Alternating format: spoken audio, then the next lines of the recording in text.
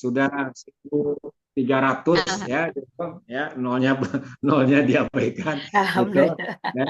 Alhamdulillah gitu ya. Berarti Bapak Ibu yang hadir hari ini adalah orang-orang pilihan gitu ya. Orang-orang yang digerakkan oleh Allah, oleh Tuhan ya, untuk tetap melek, tetap mau belajar ya, tetap mau berbagi untuk ya belajar tadi gitu, berbagi waktunya, berbagi kesempatannya untuk mau belajar. Terima kasih sekali lagi gitu ya.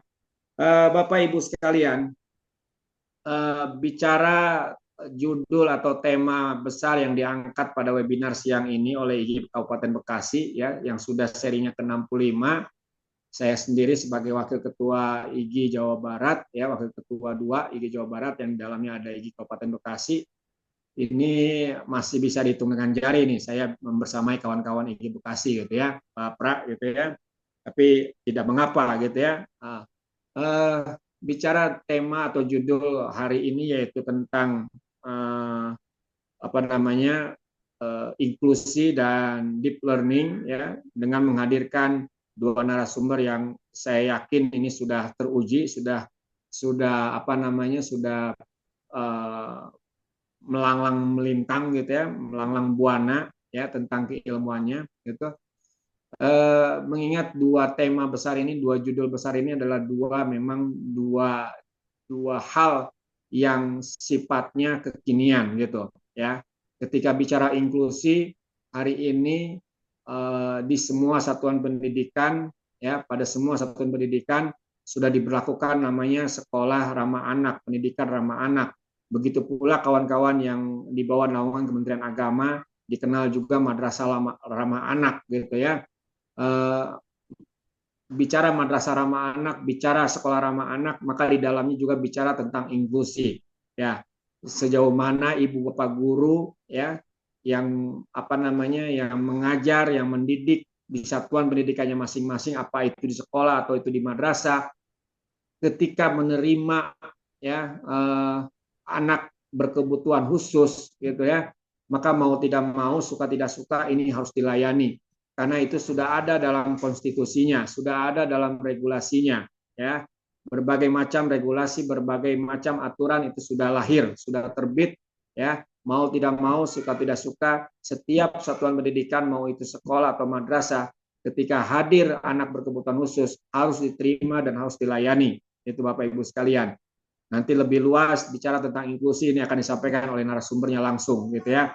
Yang saya katakan tadi seorang anak muda tapi sudah mau ya sudi berbagi tentang inklusi ya.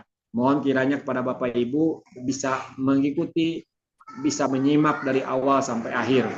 Begitu pula dengan deep learning gitu ya, dengan pembelajaran mendalam gitu. Tidak hanya di sekolah, begitu pula di madrasah gitu ya. Apalagi madrasah ya, kebetulan saya orang madrasah. eh, ini ada namanya kurikulum berbasis cinta gitu ya. Kurikulum berbasis cinta itu di dalamnya juga bicara tentang deep learning, tentang pembelajaran mendalam ya. Bagaimana Bapak Ibu guru sekali lagi sebagai guru, sebagai pendidik di satuan pendidikan masing-masing, mau itu sekolah atau madrasah gitu, menghadirkan dirinya secara utuh di hadapan siswa-siswinya, di hadapan murid-muridnya gitu. Jangan fisiknya hadir tapi jiwanya melanglang buana kemana-mana gitu ya. Apalagi ketika kemarin ya, hari ini kan terakhir ya, pembelajaran terakhir. Kalau Jakarta saya dengar tadi masih berlangsung sampai tanggal 27 nanti terakhir. Eh, Ya ini kan momen Ramadan gitu ya, momen mendekati masa Idul Fitri gitu ya. Pasti pikirannya sudah terpecah nih. Belum bicara tentang apa yang mau disajikan untuk takjil di rumah bersama keluarganya, apa yang mau dimasak gitu ya. Juga bicara tentang nanti persiapan Lebaran, gitu, mudiknya mau kapan, pakai apa, naik apa dan lain sebagainya. THR belum cair juga dan lain sebagainya gitu ya. Tapi alhamdulillah khususnya bagi guru-guru madrasah, alhamdulillah hari ini baik guru-guru yang non PNS juga guru PNS gitu sudah dicairkan semua TPG-nya dengan sertifikasinya, THR-nya bagi yang guru PNS pun sudah dibayar gitu. Maka tidak ada alasan lagi untuk apa namanya untuk tidak bisa hadir menghadirkan dirinya secara utuh di hadapan siswa-siswinya, di hadapan murid-muridnya. karena itu bagian dari pembelajaran mendalam, bagian dari deep learning. Sekali lagi, lebih luas nanti tentang deep learning itu akan dikupas tuntas oleh lagi-lagi ini seorang anak muda, Pak Jikri, ya, profesinya sebagai guru, sebagai pendidik, tapi dengan karakter dengan jiwanya yang masih muda, ya, fisiknya yang masih muda juga, insya Allah, ya, beliau akan berapi-api, beliau akan kupas tuntas tentang apa itu deep learning, bagaimana implementasinya di kelasnya masing-masing ibu bapak guru sekalian. Maka saya berharap ya pada Bapak Ibu sekalian sebagai peserta webinar siang ini yang saya katakan tadi ini jam rawan ya, jamnya di mana mata sudah 5 watt ya, tapi dengan hadirnya sekali lagi dengan hadirnya dua narasumber yang masih muda ini mudah-mudahan tidak hanya Miss Julie sebagai host ya, lalu Bu Yuli sebagai moderator yang melek ya gitu ya, biasanya ibu-ibu atau emak-emak gitu ya ketika melihat orang muda, anak muda Bu gitu ya, Ana, Pak. narasumbernya ini melek terus gitu ya, gitu. Bapak Ibu sekalian, saya sebagai Wakil Ketua IGI 2 Jawa Barat izin untuk menyampaikan beberapa hal yang kami programkan ya, khususnya dalam bulan Ramadan ini kemarin ya, kalau minggu ini sudah berakhir ya karena sudah mendekati masa Idul Fitri, lalu juga kegiatan pembelajaran relatif sudah mulai berakhir hari ini tanggal 21, sekalipun mungkin ada yang belum berakhir nanti tanggal 27 baru berakhir ya, itu tidak jadi soal. Kegiatan kami webinar yang awalnya kalau di luar bulan Ramadan itu tiap Selasa malam ya, malam Rabu gitu. Nah, pada bulan Ramadan ini kami geser waktunya yaitu hari Sabtu ya, tentang keilmuan seperti siang ini bersama IGI Kabupaten Bekasi juga ada plusnya ya, karena bulan Ramadan ada plusnya ya, yaitu hari Ahad atau hari Minggu kami isi dengan kajian religi, kajian Islam gitu bersama para ustadz ustazah gitu ya. Dan minggu ini sudah berakhir gitu ya. Ini sekedar informasi saja.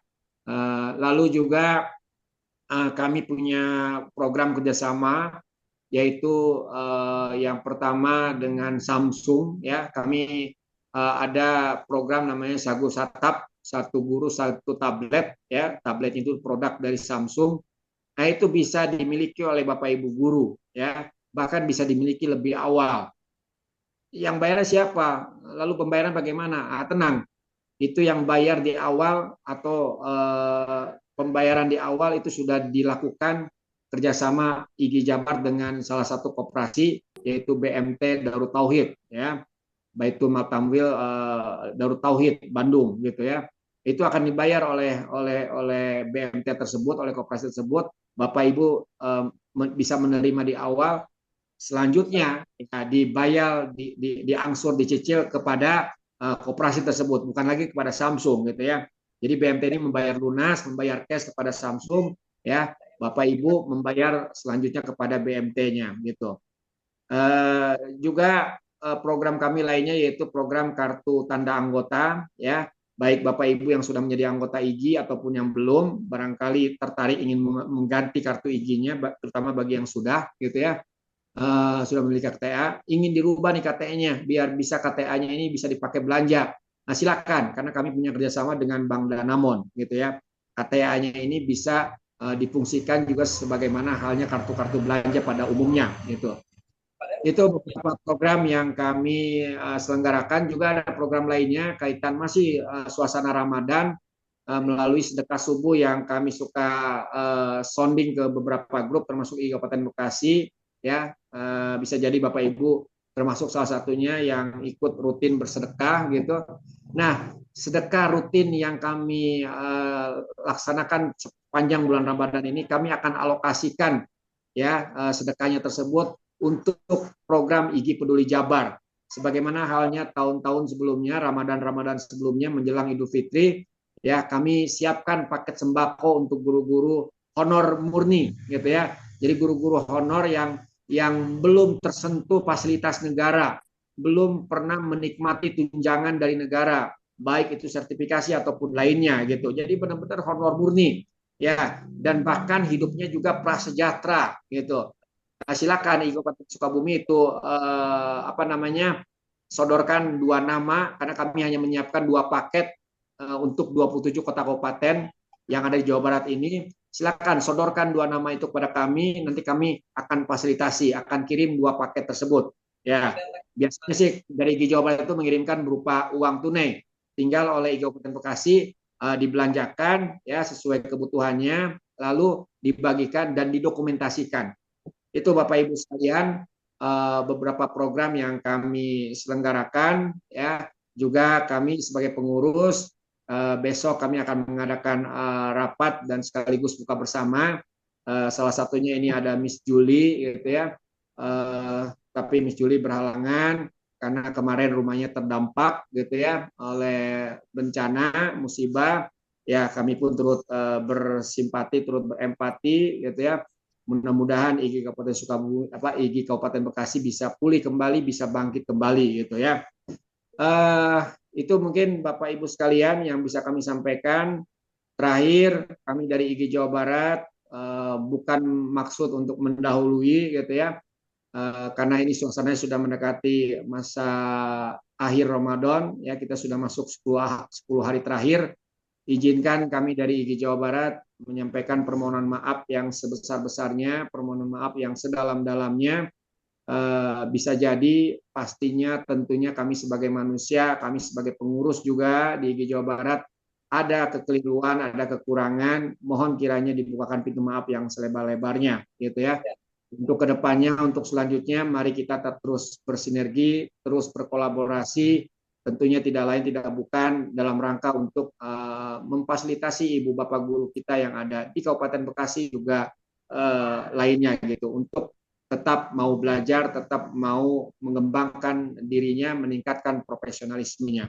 Terima kasih sekali lagi kepada Bapak Ibu sekalian, terutama pengurus IG Kabupaten Bekasi. Terima kasih juga kepada narasumber. Mohon maaf lahir batin. Wallahu muwaffiq ila aqwamit thoriq. Wabillahi taufiq wa hidayah. Assalamualaikum warahmatullahi wabarakatuh. Waalaikumsalam Waalaikumsalam warahmatullahi Dulur wabarakatuh. Wakil. Ya, Pak Pras, Alhamdulillah. izin pamit ya. Setelah ini ada kegiatan lain. Mangga, Terima mangga, kasih. Makasih lanjut. Pak Terima Urip, kasih, Jikri. sehat-sehat. Terima kasih Bapak narasumber dan juga Pak Jikri ya. Sehat-sehat semuanya. Ya. Assalamualaikum. Waalaikumsalam warahmatullahi wabarakatuh. Terima kasih, Alhamdulillah Pak Urip yang akan meninggalkan kita karena ada keperluan sudah memberikan sambutannya sekaligus menjadi keynote speaker pada acara webinar siang ini. Selanjutnya, saya Julie Dusanti selaku host atau pembuka acara yang akan memandu sampai akhir. Namun setelah itu kita akan menuju ke narasumber yang akan dimoderatori oleh Ibu Ana. Bu Ana, kita kesepakatan dulu. Ini Pak Luhur atau Pak Jikri dulu?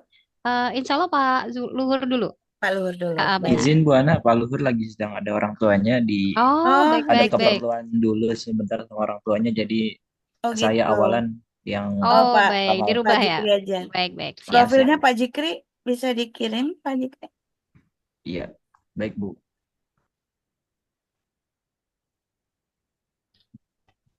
Baik.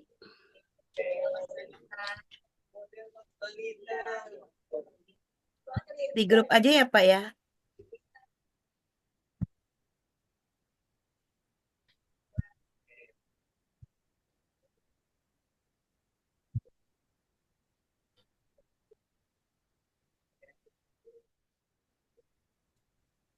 Sudah Bu, Kenapa Pak? sudah, saya sudah kirim di grup. Sudah. Oke, baik. Sebentar ini agak lumayan laptop bermasalah.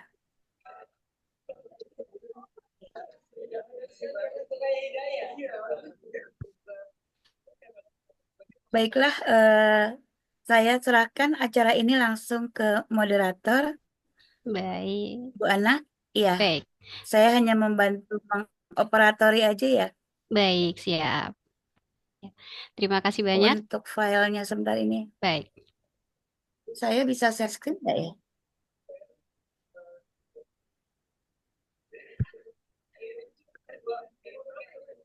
Bentar Bu, saya belum bisa buka ini. Ini kenapa ya bermasalah?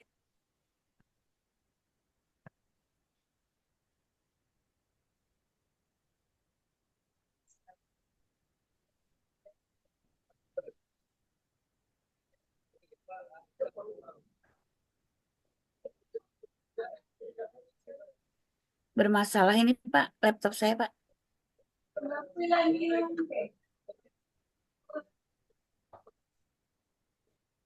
kasih pada semuanya. Assalamualaikum warahmatullahi wabarakatuh. Waalaikumsalam Waalaikumsalam warahmatullahi warahmatullahi wabarakatuh. wabarakatuh. Selamat siang Bapak Ibu guru hebat se-Indonesia. Salam sejahtera bagi kita semua dan selamat datang di webinar kita yang sangat spesial hari ini. Kenapa dikatakan spesial?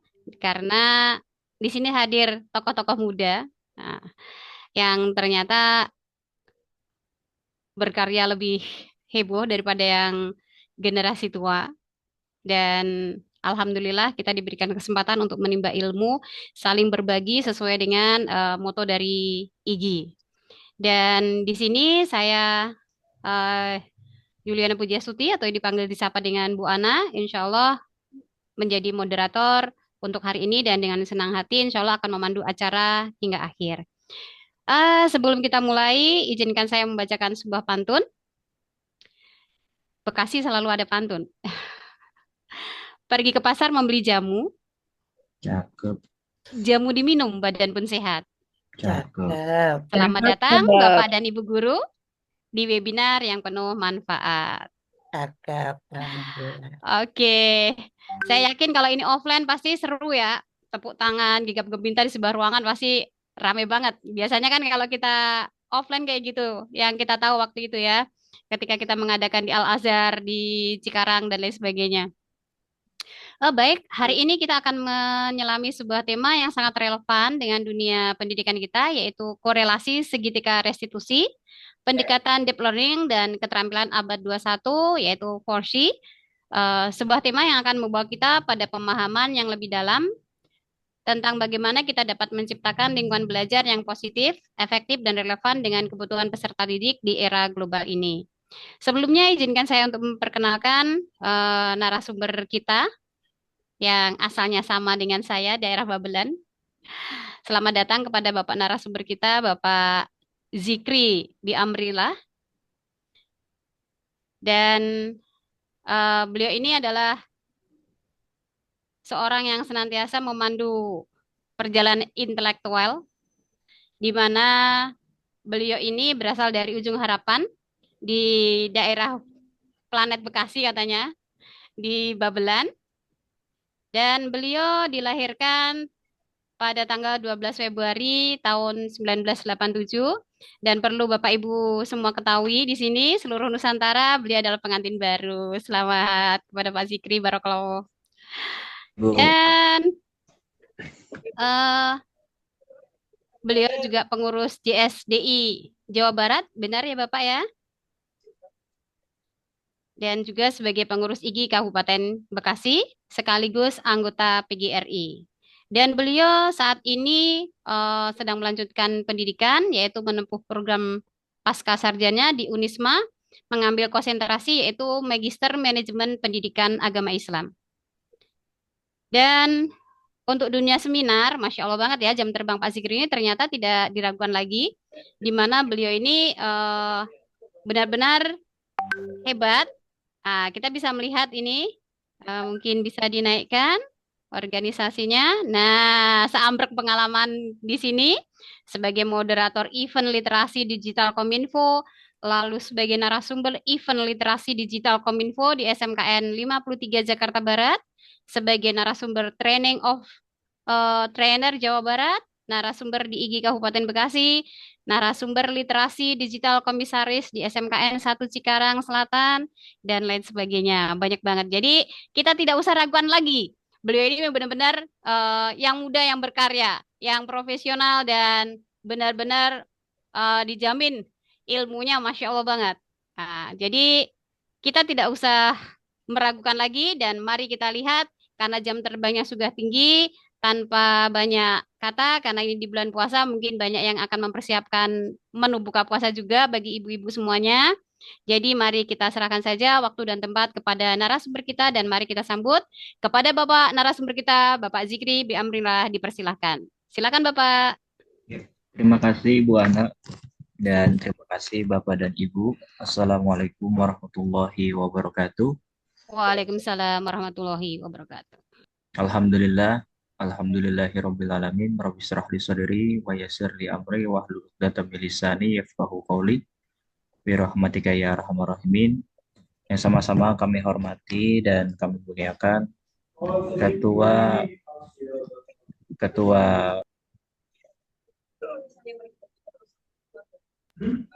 Misi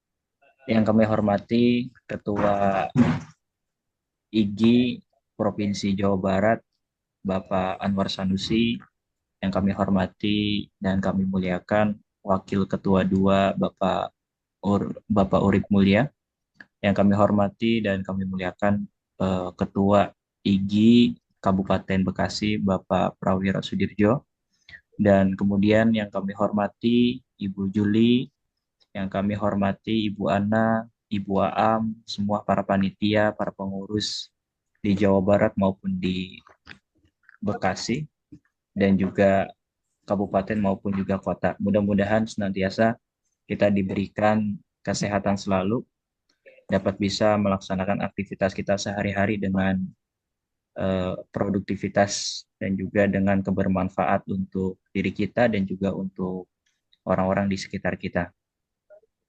Alhamdulillah pada momentum di bulan puasa ini, di waktu yang menjelang sore ini, kita bisa bertemu dan bertatap layar kembali. Kita mengucapkan rasa syukur ini dengan berterima kasih kepada para bapak dan ibu guru hebat yang sudah meluangkan waktunya, karena pada dasarnya kalau di siang hari ini ya jam 2 itu memang waktu-waktu istirahat, waktu-waktu tidur. Makanya memang berbeda dengan hari-hari di luar bulan suci Ramadan, itu biasanya pesertanya lebih banyak karena memang kondisinya juga dalam manajemen waktu, dalam mengatur waktu itu berbeda pada saat di bulan suci Ramadan dengan hari-hari biasa. Kemudian memang beberapa acara kegiatan webinar yang kami laksanakan sebelum-sebelumnya juga semakin kesini semakin sedikit karena memang kondisinya juga banyak yang perlu disiapkan, banyak yang perlu diprioritaskan, baik itu keluarga, istri, anak, kemudian dan lain sebagainya untuk mempersiapkan lebih maksimal dalam melaksanakan ibadah puasa dan juga di Idul Fitri nanti. Baik Bapak dan Ibu guru hebat, di sini saya izin sekedar untuk sharing atau sama-sama untuk saling belajar dari beberapa pengalaman-pengalaman yang menurut secara pribadi memiliki tanggung jawab untuk saling sharing, kemudian saling belajar untuk menumbuhkan rasa keyakinan untuk menganalisis atau mencari tahu lagi lebih dalam terkait dengan ilmu pengetahuan yang sekarang lagi sedang booming atau lagi sedang viral, yaitu tentang pendekatan deep learning. Tetapi pendekatan deep learning tersebut memiliki keterkaitan atau memiliki hubungan-hubungan yang saling mendukung di dalam ilmu pengetahuan lainnya, yaitu secara kurikulum sebelumnya, yaitu mempelajari tentang segitiga restitusi, kemudian yang menjadikan keinginan kita siswa atau siswi maupun juga lingkup mahasiswa itu meningkatnya kualitas mutu pendidikan di daerah kita, di wilayah kita, dan juga bisa melatih keterampilan dalam keterampilan psikomotoriknya. Maka dari itu saya izin Bapak dan Ibu mengirimkan atau share screen dari PowerPoint yang kami sudah buat. Mudah-mudahan PowerPoint ini dapat bermanfaat untuk Bapak dan Ibu sehingga kita bisa belajar bersama dan mendapatkan wawasan yang lebih baik lagi. Sudah terlihat eh, Bapak dan Ibu PowerPoint saya? Sudah, Pak. Ya, baik. Judul yang kami buat di dalam PowerPoint ini adalah korelasi segitiga restitusi, deep learning, dan keterampilan abad 21 yang sekarang itu kita rasakan begitu signifikan atau begitu eh, banyak perubahan-perubahan yang terjadi baik dalam fenomena di dunia nyata maupun juga di dunia digital atau di dunia maya. Maka dari itu eh, kita perlu mengimbangi. Jadi generasi di antara berbagai macam generasi itu harus kita perlu untuk bisa mengimbangi. Jadi belajar untuk bisa menempatkan diri posisi kita ketika menggunakan dan juga melatih diri untuk beraktivitas di dunia eh, digital. Eh, maka dari itu di dalam prolog judul yang tadi saya buat adalah seiring perkembangan zaman, sistem pendidikan di Indonesia terus mengalami perubahan demi mencapai kualitas mutu pendidikan yang lebih baik. Kemudian untuk meningkatkan kualitas di sekolah, pemerintah mulai menerapkan kurikulum dengan pendekatan deep learning yang sebelumnya memang kita telah lalui, yaitu kurikulum Merdeka, kemudian pembelajaran yang mendalam untuk menggunakan perangkat ajar yang disesuaikan dengan kebutuhan minat belajar murid. Kemudian eh, pembelajaran pada abad 21 menuntut keterampilan pada abad 21, hal ini juga merupakan tugas seorang pendidik, baik guru maupun dosen, dan juga baik guru-guru yang mengajar di negeri maupun juga yang di swasta, kita memiliki perlu memiliki update dalam penyesuaian model pembelajaran maupun pendekatan-pendekatan yang seiring berjalannya waktu itu menyesuaikan dengan kebutuhan siswa, keadaan siswa maupun juga eh, apa namanya keinginan-keinginan, goal-goal yang siswa itu ingin capai. Kemudian di dalam eh, di dalam pendekatan kurikulum eh, atau pendekatan deep learning, ya itu ada di dalam media sosial itu. Deep learning itu apakah kurikulum ataukah pendekatan, tapi secara eh, umum saya melihat bahwa oh ternyata kebanyakan ini yang berpendapat itu adalah ini sebuah pendekatan. Tapi kalau disebut dengan kurikulum apakah salah atau tidak? Nah, yang terpenting adalah bukan kita mencari salah atau tidaknya, namun yang terpenting adalah pemahaman kita dalam memahami konteks deep learning, kemudian penerapannya dan juga bagaimana dampak kepada siswa, ya, perbedaannya di kurikulum-kurikulum sebelumnya. Kemudian sebelum kita beranjak memahami dalam segitiga restitusi, yaitu kita harus eh, bisa mampu untuk mengetahui betul bahwa manusia itu memiliki kebutuhan-kebutuhan yang sudah dicantumkan di dalam teori-teori yang kita sering dengar, yaitu teori bertahan hidup. Bagaimana manusia itu memiliki kebutuhan yang bersifat fisiologis ya untuk bertahan hidup, kemudian juga seperti contohnya kesehatan, rumah, kemudian makanan-makanan yang pokok dan juga kebutuhan biologis dan lain sebagainya untuk bertahan hidup. Kemudian komponen psikologisnya yaitu kebutuhan ini meliputi kebutuhan rasa aman, kemudian eh, rasa diterima di dalam masyarakat, kemudian juga bisa berinteraksi dengan baik, ya, dengan maksimal secara nyata maupun juga di media sosial. Kemudian kebutuhan ini berhubungan dengan kekuatan yang mencapai suatu menjadi komponen yang terampil, ya, yang diakui atas prestasi dan keterampilan. Jadi di sini adalah disebut dengan kebebasan. Jadi kebebasan itu adalah untuk melatih daripada keterampilan kita. Nah, di era zaman sekarang ini menjadi tantangan kita di dalam dunia teknologi atau dunia digitalisasi bahwa eh, kebebasan itu eh, jangan sampai diartikan sebagai kebebasan yang tanpa batas atau kebebasan yang tanpa kendali. Arti kebebasan itu memiliki makna yang perlu kita cermati dengan baik dan positif. Yang pertama adalah kebebasan itu tetap terkendali, tetap memiliki batasan, dan juga kebebasan tersebut adalah bagaimana kita bisa mengekspresikan hal-hal yang memiliki meningkatkan untuk kompetensi diri kita ya sebagai guru, memiliki kompetensi yang pedagogik yang melatih untuk meningkatkan kualitas di pedagogiknya, ke profesionalnya, kemudian di sosialnya maupun emosionalnya.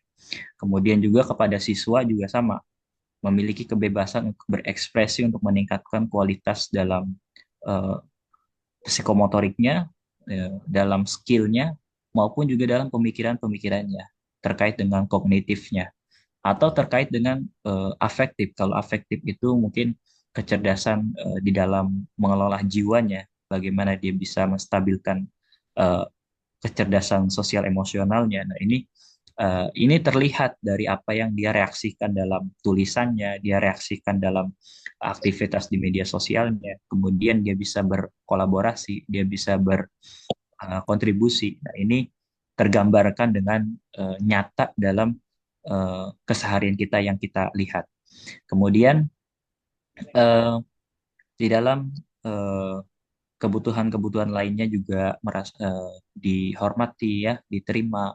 Nah, ini perlu kita latih dan juga kebutuhan untuk bebas, untuk lebih mandiri, kemudian eh, juga memiliki kemampuan untuk mengendalikan arah, ya, mengendalikan diri dan juga untuk mencapai sebuah tujuan, ya, baik yang diinginkan maupun eh, yang belum untuk diinginkan masih bisa direncanakan, dan itu memang perlu ada ilmu yang eh, menjadi capaian tersebut bisa dilalui. Kemudian kebutuhan atau kesenangan, sebuah kebutuhan mencari kesenangan bermain, ya, kebahagiaan dan lain sebagainya. Nah, ini di era zaman sekarang ini pola kesenangan itu berubah. Yang dulu mungkin yang eh, mungkin di saya di tingkat waktu sekolah SD mungkin ya, atau di madrasah itu tingkat kesenangannya itu ya main futsal, kemudian main bola bareng, main main petak umpet dan lain sebagainya. Mungkin sekarang sudah mengikis permainan itu, beralih kepada di digitalisasi. Anak-anak itu lebih suka main game dan lain sebagainya. Nah, ini terjadi. Nah, perubahan ini yang menjadikan eh, apa namanya, perubahan ini yang menjadikan kita itu harus mempola juga dalam mengelola waktu, kemudian eh, kebiasaan dan lain sebagainya. Kemudian secara umum korelasi itu adalah hubungan timbal balik atau disebut juga sebab akibat, ya, yang menjadikan pengaruh, ya, yang berpengaruh, yang dipengaruhi, kemudian dampaknya seperti apa. Nah, itu disebut dengan korelasi. Korelasi dapat diukur secara eh, di sini secara koefisien korelasi yang menggambarkan kedekatan hubungan antara variabel. Jadi eh, ada tiga variabel Bapak dan Ibu yang sekarang kita bahas ini adalah variabel segitiga restitusi, kemudian variabel terkait dengan deep learning, kemudian variabel tentang keterampilan abad 21. Nah, ini ada tiga variabel yang insya Allah kita sama-sama untuk belajar, menggali, mengkaji bagaimana bisa kita terapkan dalam kehidupan sehari-hari. Baik Bapak dan Ibu, lagi sedang azan, saya izin untuk mematikan mic terlebih dahulu.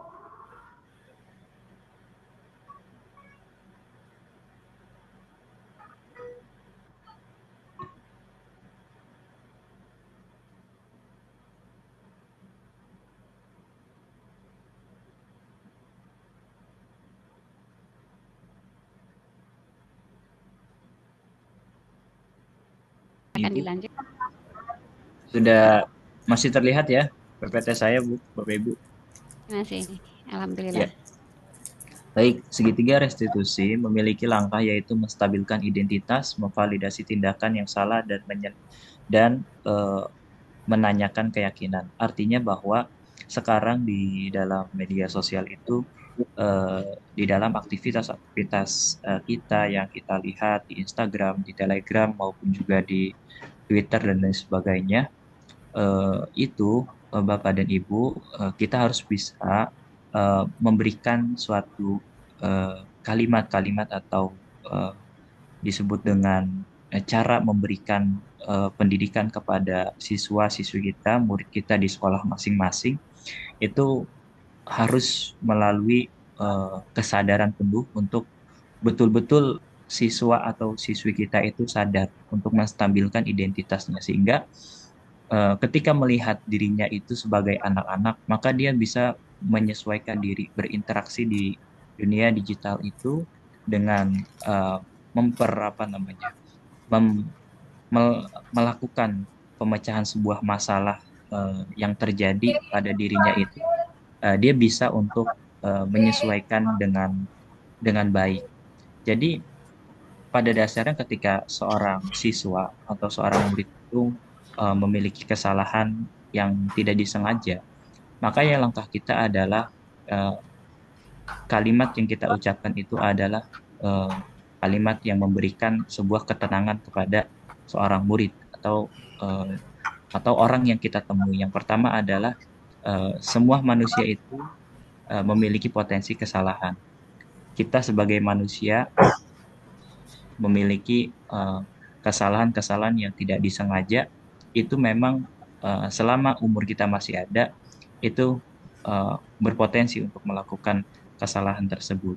Jadi sehingga eh, orang atau seorang murid yang melakukan sebuah apa namanya kesalahan, baik dalam proses belajar, kemudian dalam proses dia meningkatkan kualitas pengetahuannya, dia sadar bahwa menerima bahwa kesalahan itu adalah hal yang wajar, sehingga dia bisa memvalidasi tindakan yang salah itu. Oh, ternyata ketika melakukan sebuah kesalahan dalam belajar, misalnya, contohnya siswa tersebut ketika dia eh, mengerjakan tugas atau mengerjakan PR dari gurunya, dia lupa mengerjakan. Dan dia sadar betul bahwa, oh ternyata yang dia lakukan ini adalah eh, salah. Ya, salah dalam arti belum bisa untuk mengatur waktu dengan baik. Dan kemudian bahwa eh, kita seorang pendidik, seorang guru itu mampu untuk menyadarkan eh, siswa itu betul-betul yakin bahwa dirinya bisa untuk menyelesaikan sebuah masalah itu secara mandiri. Jadi kita dalam pembahasan segitiga restitusi ini adalah menjauhkan diri dari satu memberikan justifikasi atau memberikan tekanan kepada seorang murid, dan juga jangan sampai seorang murid itu eh, menjadi tertekan dalam permasalahan yang terjadi di dalam eh, yang dialami seorang murid tersebut, sehingga kemandirian eh, kemudian merefleksikan dari kesalahan itu jadi tidak muncul diakibatkan karena eh, didahulukannya adalah pendidikan-pendidikan yang eh, langsung menjerumuskan kepada hukuman. Kemudian ini akan berdampak kepada bagaimana penerapan kita dalam deep learning. Jadi sebelum menerapkan deep learning ini adalah kita mampu untuk menguasai daripada segitiga restitusi ini, maupun juga nanti ada teori-teori atau metode-metode dalam menyelesaikan sebuah masalah yang terjadi pada murid. Kemudian segitiga restitusi ini ya diantaranya ada 3 komponen, yaitu menanyakan. Yang pertama adalah menstabilkan identitas, mengubah identitas anak dari orang yang gagal ya karena melakukan kesalahan menjadi orang yang sukses. Artinya kita mampu untuk mengubah dari kesalahan itu, kita melihat dari sisi positifnya. Ketika seorang siswa uh, menggunakan apa namanya, menggunakan waktu yang belum stabil dalam proses belajarnya di kelas tidur, ya, Nah, ini bagaimana kita cara mendekatkan siswa tersebut dengan menyelesaikan sebuah masalah itu. Artinya bahwa kita tanyakan, kenapa kamu ngantuk dan lain sebagainya. Apa yang menjadikan kamu ngantuk? Anak itu sadar bahwa eh, apakah waktunya sudah dimanfaatkan di rumah untuk istirahat, tidur. Oh, ternyata kesadaran itu dengan pertanyaan dan jawaban itu saling keterkaitan untuk menyadarkan seorang identitas dirinya sebagai seorang murid, maka dia bisa memunculkan sebuah solusi yang muncul pada dirinya sendiri. Oh, ternyata kalau ngantuk ya silakan untuk cuci muka. Nah, kalau ngantuk silakan berwudu dan lain sebagainya dengan metode-metode yang bertahap. Kemudian validasi kebutuhan. Di sini validasi kebutuhan adalah kalau kita memahami kebutuhan dasar apa yang mendasari sebuah tindakan, kita akan menemukan cara-cara yang paling efektif. Artinya kalau kalau dalam eh, siswa ketika memiliki permasalahan sering tidur di kelas, itu berarti yang mempengaruhinya adalah bagaimana dia terganggu dalam kognitifnya, dalam berpikir daya daya belajarnya berkurang, daya kekuatan belajarnya berkurang.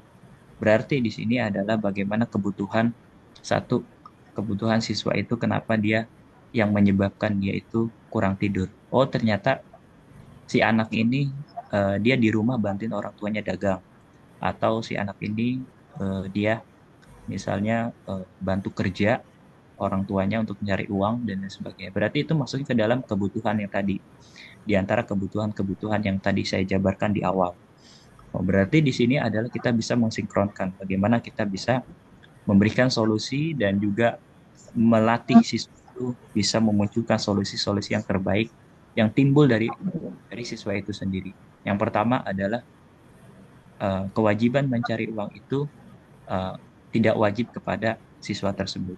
Jadi sehingga siswa itu menerima ketika hal yang menjadi prioritas pertamanya itu adalah belajar. Kemudian yang kedua adalah bagaimana ketika dia bisa mampu untuk mengatur waktu antara belajar dan membantu orang tuanya. Ini yang sering terjadi di lingkup pendidikan dimanapun berada, ini pasti ada hal yang terjadi di dalam setiap daerah maupun wilayah. Kemudian uh, meyakinkan kepada murid tersebut setelah melakukan langkah 1 dan 2, maka anak akan siap untuk menghubungkan dengan nilai-nilai yang dia berpindah kepada menjadi orang yang dia inginkan. Nah, ketika ditanya ketika kamu menginginkan seperti apa, kalau kamu menginginkan kalau belajar sungguh-sungguh itu seperti apa, tapi kalau kamu belajarnya terkadang suka tidur dan lain sebagainya, kamu menginginkan seperti apa dan dampaknya seperti apa, sehingga dia menemukan sebuah langkah yang dia yakinkan untuk menyelesaikan tanggung jawab menjauhi daripada tidur di dalam kelas. Kemudian langkah-langkah segitiga restitusi adalah satu tadi menstabilkan siswa, yaitu bahwa perbuatan salah itu ya tidak menjadikan diri kita itu untuk terpuruk, tapi menjadi pembelajaran untuk supaya bisa lebih baik lagi. Bahkan ada istilah bahwa kalau belajar itu wajib salah. Jadi belajar wajib salah. Kalau nggak salah ya berarti udah bisa, berarti nggak perlu belajar. Gitu. Kemudian bahwa tidak ada manusia yang sempurna, kemudian bahwa kita semua pernah berbuat salah. Kemudian yang validasi tadi terbelakangi perbuatan salah, ini tadi juga saya sudah menjelaskan, kemudian menanyakan keyakinan, ya, kemudian saling memberikan kekuatan atau motivasi yang menjadikan anak itu tumbuh menjadi orang yang kreatif dan inovatif. Kemudian di dalam rangka kerja pembelajaran deep learning di sini adalah 4 dalam praktik pedagogis, kemudian pembelajaran digital dan juga mitraan pembelajaran. Dan mengaplikasikannya adalah merefleksi dan juga memahami. Tiga komponen ini adalah merefleksi dan memahami. Dimulai dari eh, pembelajaran yang bermakna, kemudian pendekatan dengan kesadaran betul, kemudian yang menggembirakan. Nah, di sini ada prinsipnya, kemudian ada dimensinya. Dimensinya adalah komunikasi, komunikasi dengan baik, menjauhi dari kalimat-kalimat yang menghakimi dan sebagainya. Kemudian kesehatan, ya.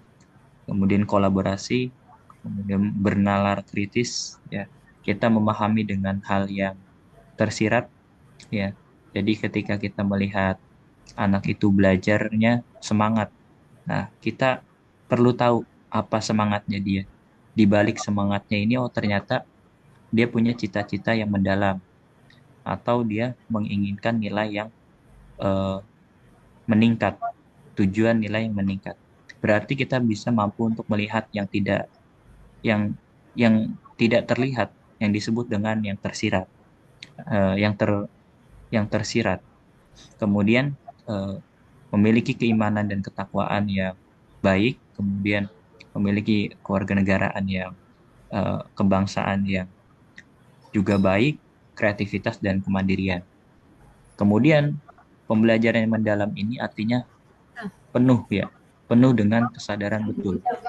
Siswa itu kalau belajar itu pastikan kita tanyakan dulu keadaan di lingkungan kelas ini apakah nyaman atau enggak.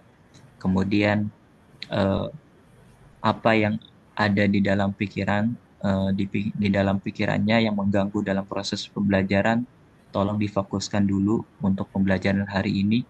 Kemudian bagaimana keadaan hati, apakah hari ini ada yang kurang bahagia dan lain sebagainya.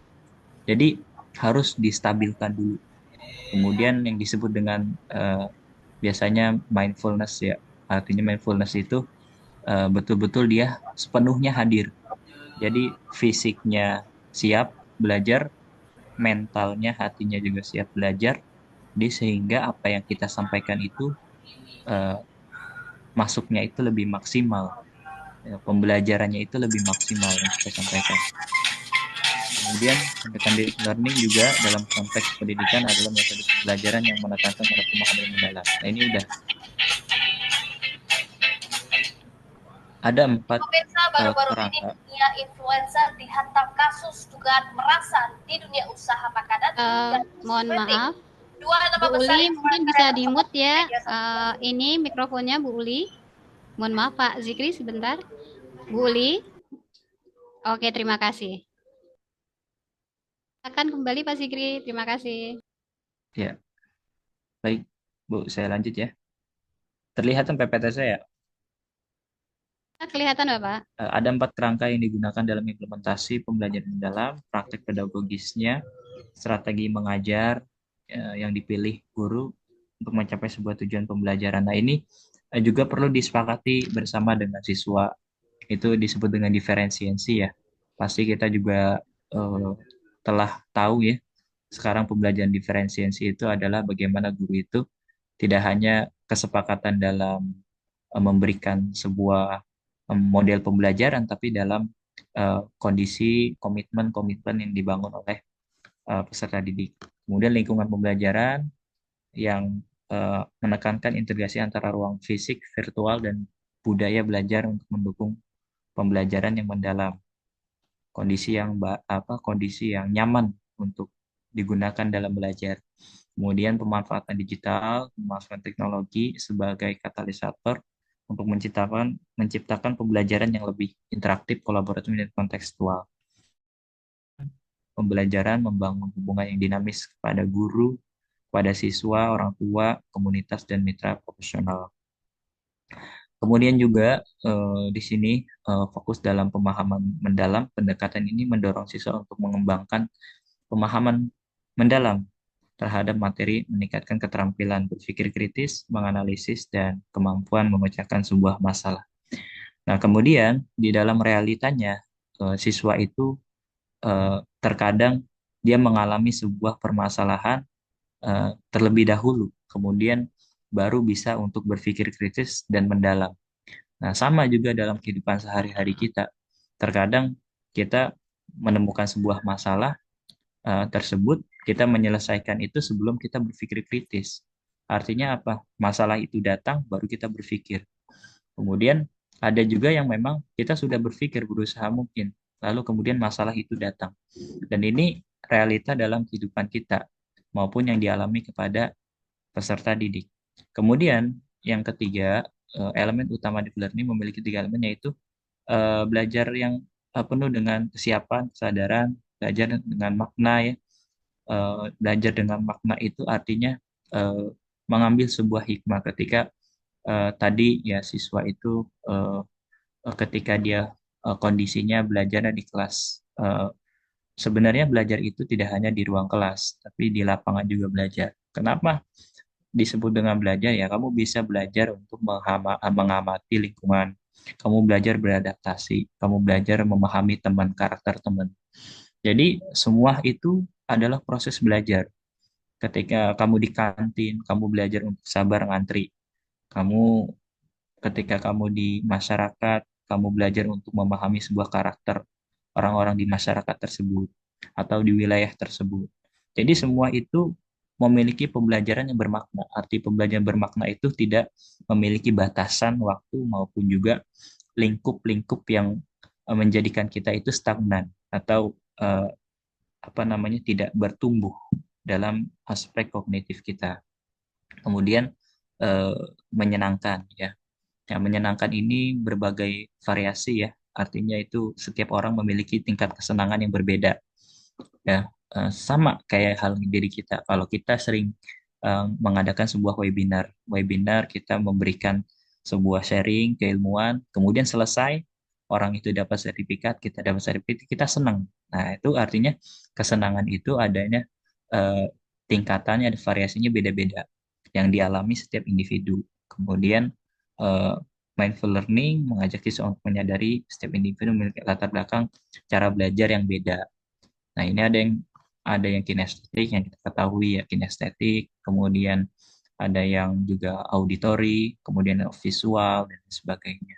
Sehingga kita bisa memaklumi ketika siswa itu memiliki kekurangan-kekurangan yang ada. Kemudian dalam mindful learning, kemudian proses pembelajaran harus mendorong siswa untuk berpikir dan terlibat dalam setiap kegiatan belajar maupun kegiatan-kegiatan, mengedepankan kepuasan dan pemahaman yang mendalam.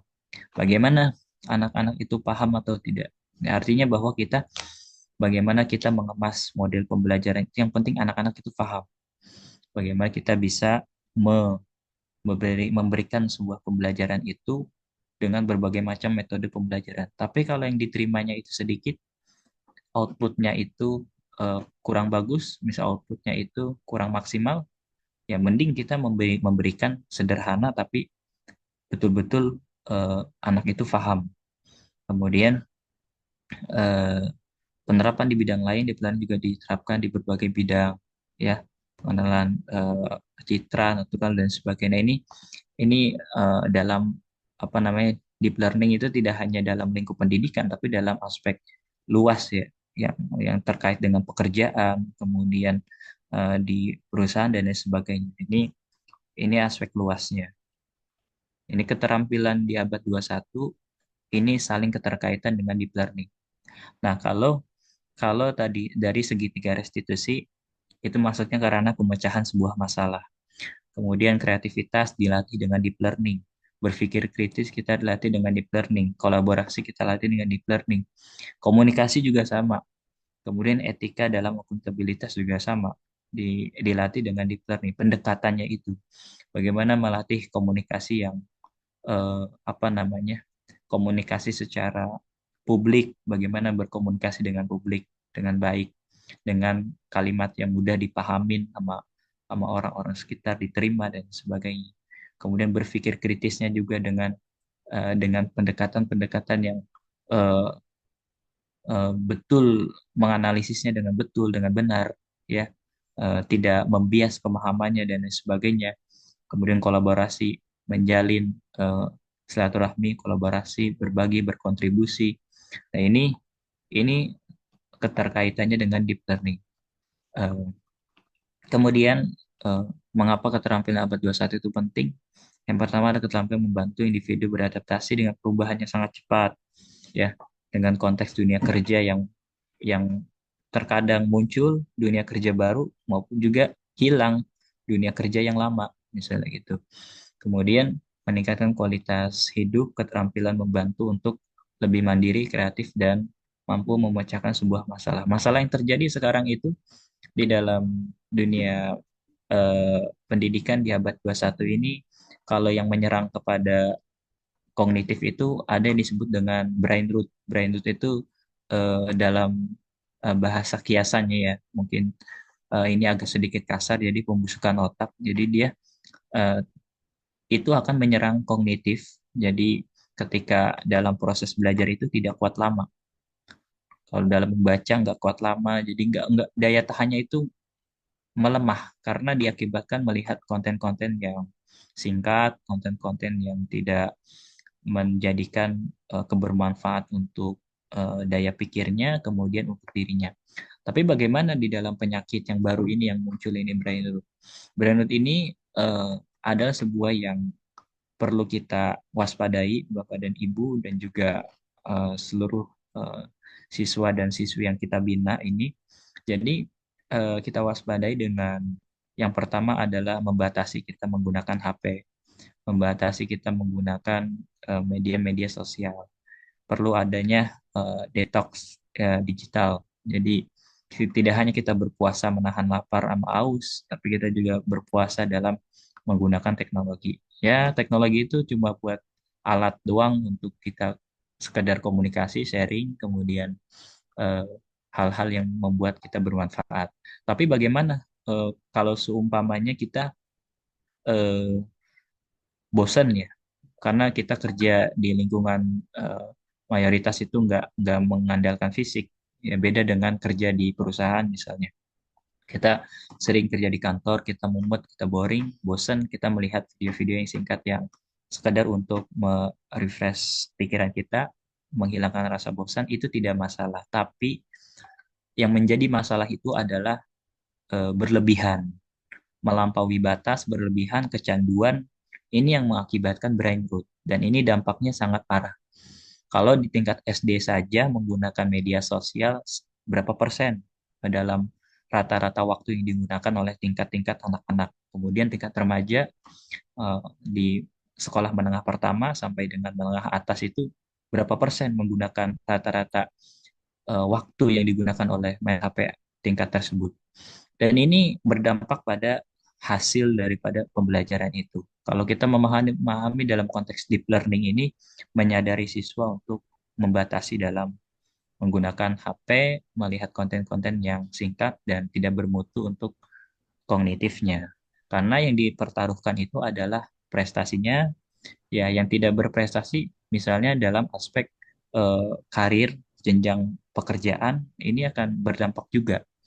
Jadi maka kalau orang dalam terlihat eh, gangguan yang sudah berakibat dalam brain rot itu adalah satu, sulit diajak komunikasi, kemudian eh, mudah sensitif, emosionalnya tidak stabil, suka marah-marah, udah kecanduan main misal kecanduan main game dalam 24 jam, 20 jam digunakan main game, sisanya cuma aktivitas ngobrol biasa. Nah, itu sudah bisa disebut dengan kategori yang bahaya untuk kualitas dalam mutu pendidikan ke depannya. Kemudian juga meningkatkan kesempatan kerja di sini ya, mempersiapkan generasi masa depan yang lebih kreatif, inovatif. Nah, ini kreativitasnya sekarang berlari kepada dunia digital. Siswa, murid kita udah kreatifnya secara langsung itu memang perlu dibangun lagi ya, tapi juga tidak mengikis juga dalam dunia digital. Tapi saking kreatifnya juga perlu dibimbing dan diawasi sehingga eh, menjadikan kreativitasnya tersebut tidak menjadi bahaya kepada eh, orang-orang yang memiliki kreativitas yang sangat bagus tersebut. Kemudian pembelajaran berbasis apa namanya PBL ya, berbasis based learning. Ya, di sini menggunakan apa namanya, memecahkan masalah secara nyata.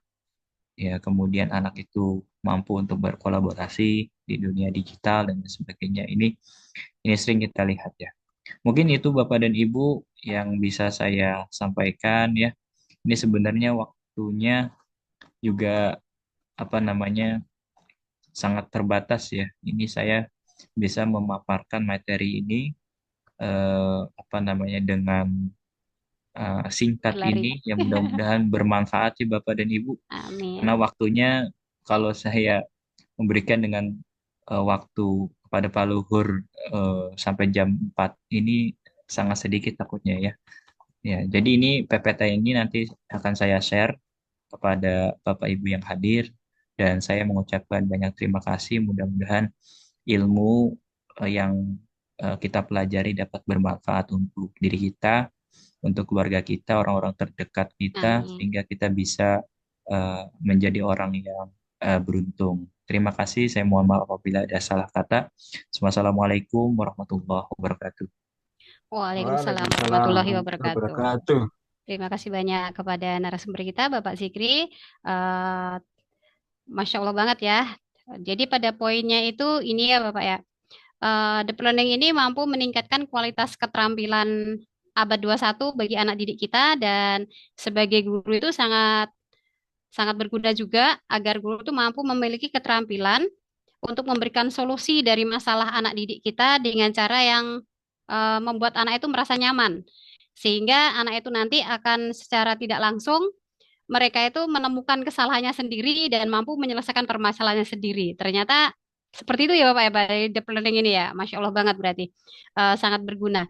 Baik, mohon maaf, mohon izin kepada Bapak Luhur Pambudi dan Bapak Zikri serta teman-teman sekalian. Mungkin kita kasih sesi tanya jawab, mungkin satu saja karena waktunya sudah sangat-sangat mepet. Apakah diizinkan Bapak Luhur Pambudi sebentar? Boleh, boleh. Mangga silakan Ibu. Baik, terima kasih banyak. Eh, Baik, untuk teman-teman yang ingin menyampaikan sebuah pertanyaan mungkin kepada Bapak Zikri, kita kasih kesempatan satu orang saja, dan silahkan untuk memberikan hands-nya. Jadi silahkan eh, tunjuk tangan dengan ikonnya, silahkan kepada peserta. Hanya satu saja ya kesempatannya, karena habis itu kita lanjut ke sesi kedua. Terima kasih. Silakan. Ada yang ingin bertanya? Silakan Resan. Oke. Baik. Kalau tidak ada nanti Saya digabung aja Bu, baik. boleh Baik, barengan. siap. Baik ya, karena sementara belum ada, maka kita lanjutkan dengan sesi kedua. Sebelumnya terima kasih kepada Bapak Zikri B. Amrillah atas ilmunya untuk hari ini. Insya Allah Ya, terima bermanfaat kasih Bu. sekali bagi Sama-sama. saya. Baik, dan mohon izin untuk melanjutkan ke sesi yang kedua yang tak kalah hebatnya, yaitu kepada langsung saja narasumber kita, Bapak Luhur Pambudi, yaitu tentang sebentar, saya carikan dulu. Insya Allah, tema kita yaitu peer support system untuk inklusif. Nah, itu masih ada kaitannya dengan learning ini ya. Insya Allah itu masih terkait. Jadi mungkin bisa digabung pertanyaannya, dan untuk beliau ini menjabat sebagai PNS di Kabupaten Indramayu, benar Bapak Luhur? Betul, betul. Dan beliau adalah Duta Jejaka Jawa Barat dari Indramayu nomor 1, dan dari Bekasi ya Bapak, dan dari Jawa Barat beliau juga perwakilannya. Alhamdulillah. Jadi beliau ini seorang CEO juga. Masya Allah banget ya ilmunya dan kegiatannya, bergerak di bidang dinas sosial dan lain sebagainya.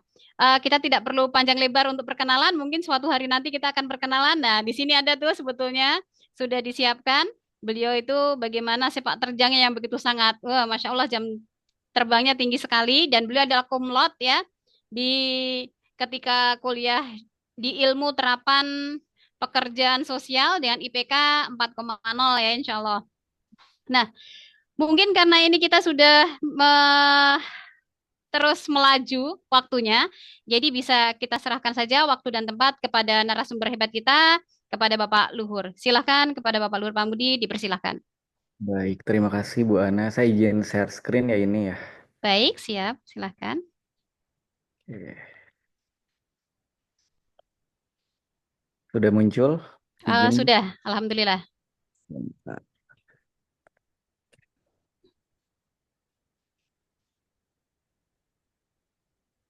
Udah full screen ya? Sudah, insya Allah. Alhamdulillah.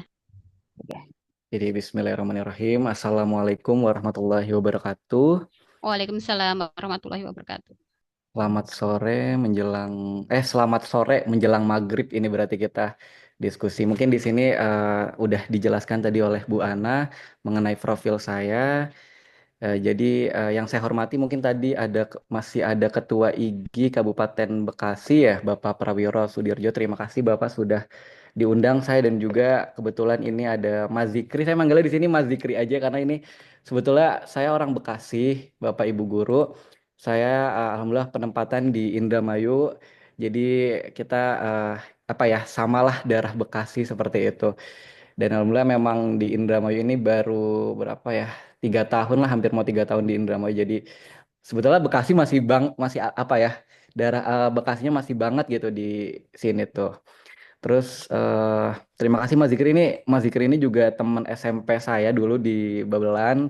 Kita dulu sama-sama sekolah. Jadi alhamdulillah terima kasih sudah diundang di sini. Alhamdulillah ini adalah forum silaturahim.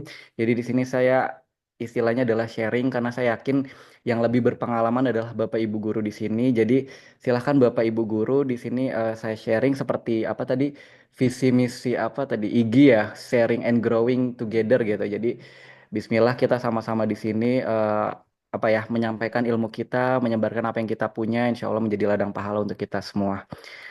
Oke, jadi di sini saya akan sharing mengenai tentang peer support system, mengenai strategi sekolah inklusif. Mungkin di sini Bapak Ibu guru ada yang bekerja di sekolah luar biasa atau sekolah umum aja di sini, Bu Ana atau Eh, Cap. Kebetulan saya sekolah umum, tapi di situ terdapat anak-anak ABK, Bapak. Banyak anak ABK. Oke, nah ini Kebetulan. saya seorang alhamdulillah diamanahkan di Indramayu. Nah, jadi berdasarkan laporan nih dari Mental Health Foundation UK pada tahun 2024 bahwa 84% siswa tuh merasa lebih nyaman berbicara tentang masalah pribadi mereka dengan teman sebaya dibandingkan dengan orang dewasa. Nah, ini menunjukkan bahwa sistem dukungan teman sebaya bisa menjadi pendekatan yang efektif dalam menangani masalah psikososial di sekolah. Kenapa peer support system itu penting gitu? Karena yang apa ya, kadang kalau kita berbicara mengenai masalah di sekolah itu banyak banget ya Bu Ana ya, teman-teman Bapak Ibu guru banyak banget. Kadang mereka takut untuk berbicara mengenai masalahnya tentang apa yang menjadi kendala mereka, misalnya telat terlambat sekolah atau mereka apa ya, kadang di sekolah hanya diam, tidak mau berbicara apapun. Nah, mereka terkadang lebih percaya kepada teman dekatnya gitu. Makanya kadang teman dekatnya itu adalah biasanya yang sebangku gitu. Biasanya mereka curhat, tadi saya pagi ini ayah saya marah-marah, ibu saya nggak masakin saya nggak jadi nggak bawa bekal. Tapi ya itu banyak masalah lah. Jadi di sini adalah bahwa memang menurut data dari Mental Health Foundation UK itu 84%, artinya udah mencapai 90% bahwa siswa itu lebih percaya kepada temannya. Nah, mungkin di sekolah juga ada bimbingan konseling. Nah, itu mungkin bisa lebih deep lagi atau lebih dalam lagi gitu. Jadi kenapa di sini saya mungkin nggak berbicara tentang sekolah inklusinya, tapi saya lebih dalam mengenai bagaimana sih kita bisa memberikan rasa nyaman kepada siswa dan juga bisa apa ya, istilahnya memberikan dukungan kepada siswa yang mengalami masalah psikososial sendiri, karena memang latar belakang saya seorang pekerja sosial, mungkin yang lebih paham sekolah inklusif mungkin sebetulnya adalah Bapak Ibu guru sendiri. Jadi di sini saya apa ya, menyampaikan mengenai tentang apa ya, tentang peer support system yang memang menjadi penting di ranah pendidikan ataupun sekolah. Nah, Di Indonesia sendiri, penelitian itu sudah dilakukan, saya sudah baca di jurnal nasional bahwa dilakukan di madrasah salah satu di kota Yogyakarta, yaitu adalah 208 siswa sebagai subjeknya, di mana pengaruh signifikan dukungan sebaya itu sangat penting gitu, di mana semakin tinggi dukungan yang diberikan oleh teman sebaya, semakin tinggi pula tingkat kedisiplinan siswa tersebut. Nah, mungkin apa ya, saya juga dulu mungkin berbicara pengalaman saat saya masih siswa gitu ya. Saya lebih banyak ikut-ikutan kalau misalnya dia rajin belajar, saya pun rajin belajar gitu. Dia itu tergantung kelompoknya gitu. Jadi misalnya saya punya teman pinter gitu, mungkin saya juga bakalan pinter gitu. Tapi kalau kita punya geng yang ayah punten ya gitu, maaf, yang kurang pinter nanti ya kita juga jadi malas-malasan. Jadi memang dukungan sebaya, teman di lingkungan kita itu penting banget. Jadi mungkin di sini peran Bapak Ibu guru sebagai apa ya pendidik di lingkungan sekolahnya perlu apa ya perhatian kepada siswa-siswinya siapa yang menjadi dekat siswanya sama teman sebayanya. Jadi memang penelitian di Indonesia sendiri pun juga sudah dibuktikan bahwa dukungan sebaya yang tinggi maka disiplin siswa pun juga bisa tinggi seperti itu.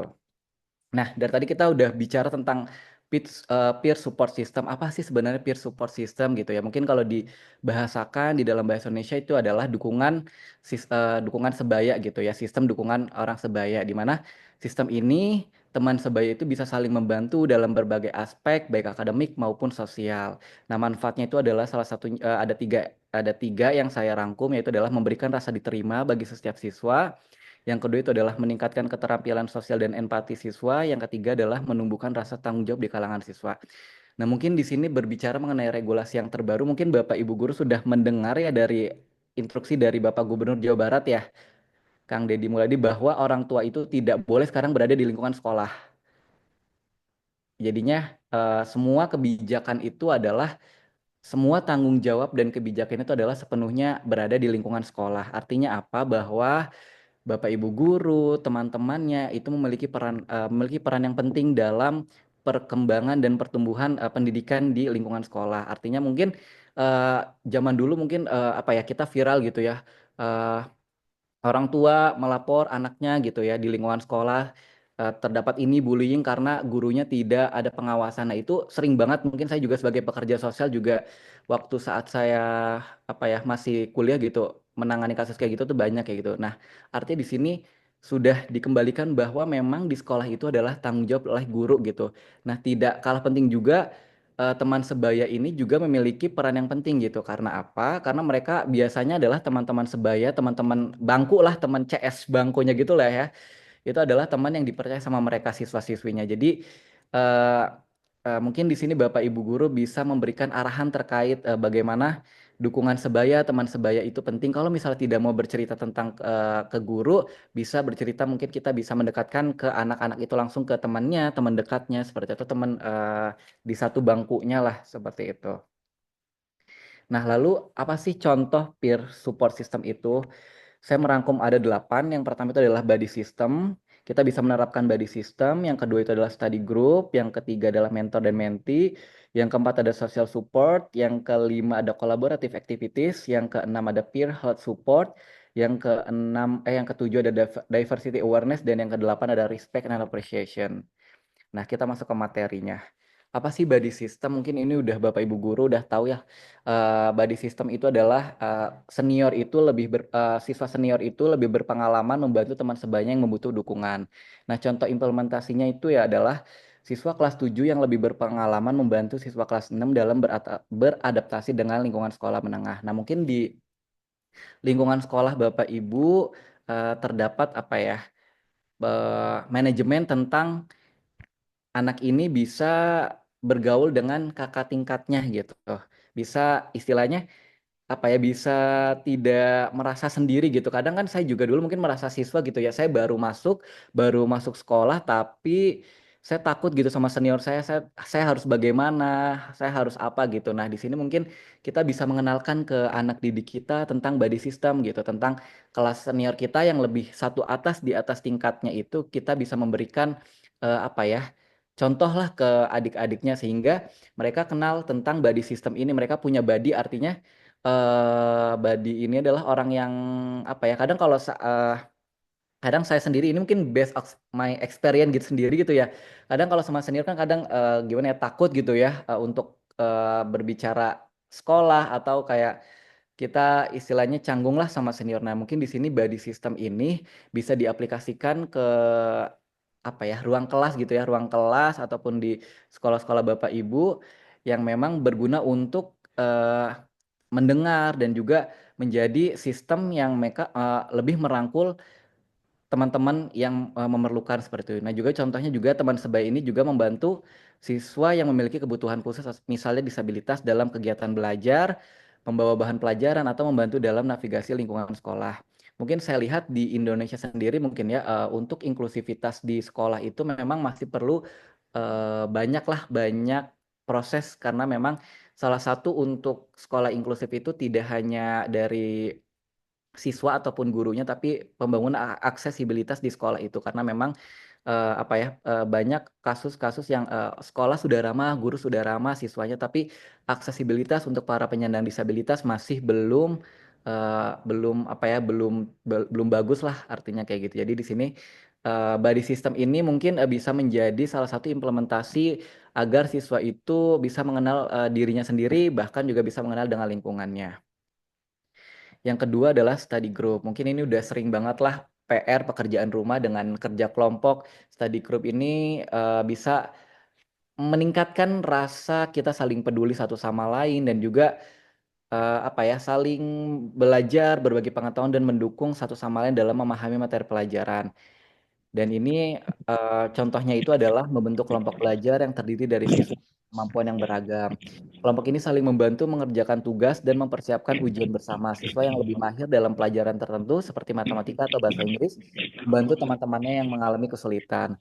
Artinya studi grup di sini adalah mereka-mereka ini siswa yang beraneka ragam ini kita bentuk suatu kelompok dengan ada murid yang memang sudah kita bisa katakan pintar seperti itu. Namun juga ada murid atau siswa yang masih kita bisa katakan belum mengerti gitu. Jadi kita bisa gabungkan mereka-mereka itu ke dalam studi grup agar siswa yang pintar ini bisa apa ya saling belajar kepada siswa yang belum memahami seperti itu. Jadi apa ya peran guru di sini adalah sebagai fasilitator membentuk kelompok-kelompok bagi anak didik agar mereka merasa apa ya kalau saya mungkin dulu apa ya istilahnya mungkin kurang pinter ya gitu jadi kayak kalau disatukan sama orang yang pinter itu agak bangga gitu weh berarti saya juga pinter gitu jadi mungkin di sini Bapak Ibu guru bisa apa ya menganalisa bisa mengidentifikasi mengklasifikasi anak didiknya yang memang dirasa ini punya potensi dan ini belum punya potensi sehingga akhirnya mereka bisa berkumpul membentuk suatu grup